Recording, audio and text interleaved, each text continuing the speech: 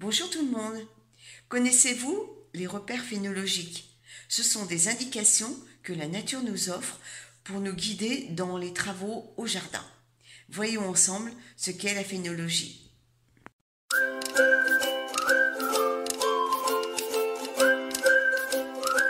La phénologie désigne la science des influences climatiques et le développement saisonnier des plantes, floraison, feuillaison, coloration des feuilles, fructification, et des animaux comme l'hibernation, la migration, la nidification. L'arrivée de ces phénomènes caractéristiques sont observés et rapportés dans un calendrier phénologique. Contrairement au calendrier astronomique, les saisons démarrent à des dates variables et s'alignent au développement de la nature, ainsi elles varient d'année en année. Elles comportent 10 saisons.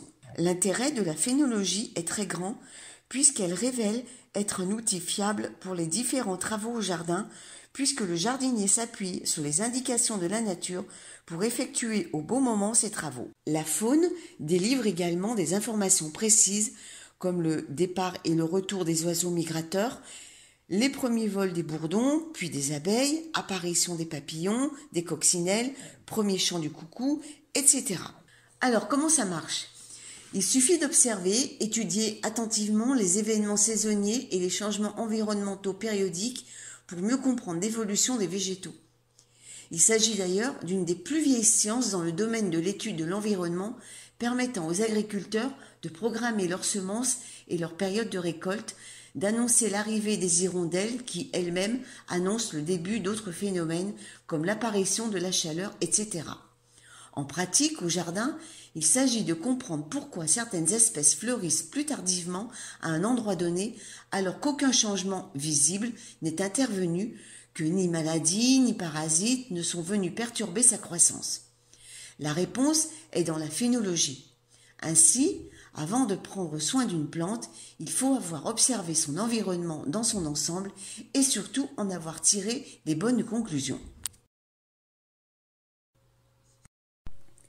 Voici quelques idées pratiques d'utilisation des repères phénologiques. À la floraison du cornouiller mâle, on termine les plantations d'arbres et arbustes en racines nues. À la floraison du forsythia, on sème les pois. À la floraison des pommiers, on sème les blettes, betteraves, carottes et choux. À la floraison du lilas, on plante les pommes de terre. À la floraison des roses, on plante les tomates, les poivrons, les piments, les aubergines en pleine terre, ainsi que les courgettes et les concombres.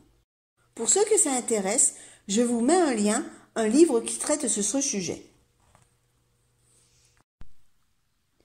J'espère que cette vidéo vous a plu et on se retrouve dimanche pour une nouvelle semaine au jardin.